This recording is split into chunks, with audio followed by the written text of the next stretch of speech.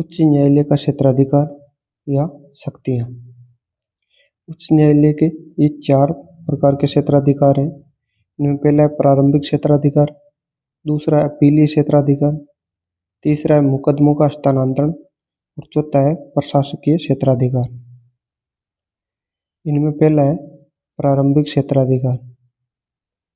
इसका अर्थ है कि कुछ मामले सीधे उच्च न्यायालय में शुरू किए जा सकते हैं। इन्हें निचली अदालतों में ले जाने की आवश्यकता नहीं होती है।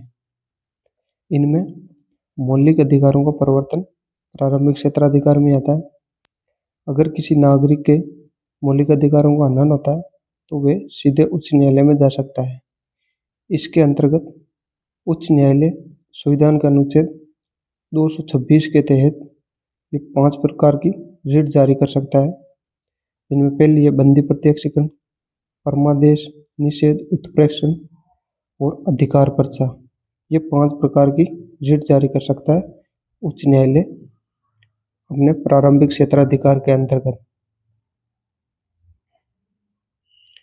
यहाँ पर उच्च न्यायालय का दायरा उच्चतम न्यायालय से भी बड़ा है, क्योंकि यहाँ उच्च न्यायालय कानूनी अधिकारों के लिए भी रिट जारी कर सकता है। अर्थात उच्च न्यायालय है वो 6 प्रकार की रिट जारी कर सकता है, जबकि सर्वोच्च न्यायालय वो 5 प्रकार की रिट जारी कर सकता है अनुच्छेद 32 के तहत, जबकि उच्च न्यायालय अनुच्छेद 226 के तहत 6 प्रकार की रिट जारी कर सकता है।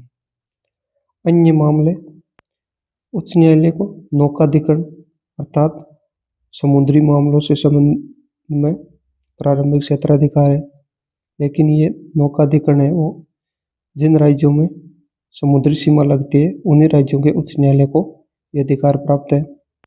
इच्छा पत्र, तलाक, विवाह, कंपनी कानून, न्यायालय की अवमानना तथा कुछ राजस्व संबंधी प्रकरणों से जुड़े मामलों में प्रारंभिक क्षेत्राधिकार है उच्च न्यायालय को।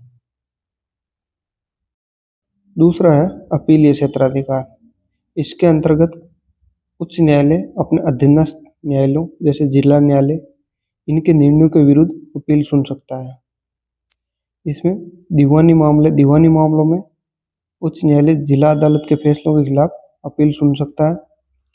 दीवानी मामलों में संपत्ति की एक निश्चित सीमा जैसे 5 लाख या उससे अधिक से जुड़े मामले सीधे उच्च न्यायालय में इनकी सुनवाई की जा सकती है।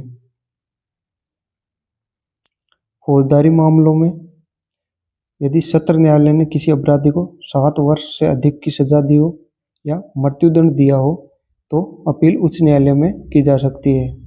और यदि सत्र न्यायालय ने मृत्युदंड दिया है तो अपराधी अपील करे या न करे, उच्च न्यायालय द्वारा उस सजा की पुष्टि होना अनिवार्य होता है। अर्थात उच्च न्यायालय अनिवार्य रूप से मृत्युदंड की पुष्टि करेगा। तीसरा है मुकदमों का हस्तांतरण। अनुच्छेद 228 के तहत यदि उच्च न्यायालय को लगता है कि अधीनस्थ न्यायालय में लंबित किसी मामले में विधि का सारवान प्रश्न अर्थात किसी कानून की व्याख्या की आवश्यकता होती है तो उच्च न्यायालय उस मामले को अपने पास मंगवा सकता है।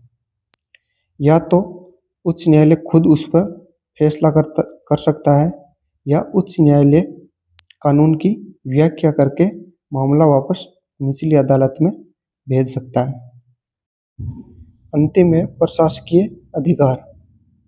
उच्च न्यायालय केवल न्यायिक कार्य ही नहीं करता बल्कि राज्य की सभी अधीनस्थ अदालतों का अधीक्षक भी होता है अर्थात निरीक्षक भी होता है। वे निचली अदालतों के कामकाज की निगरानी करता है, न्यायाधीशों की नियुक्ति, पदोन्नति और छुट्टियों के नियम बनाता है। वे अधीनस्थ अदालतों से रिकॉर्ड या हिसाब किताब मंगवा सकता है। ये हो गए उच्च न्यायालय के क्षेत्राधिकार। धन्यवाद।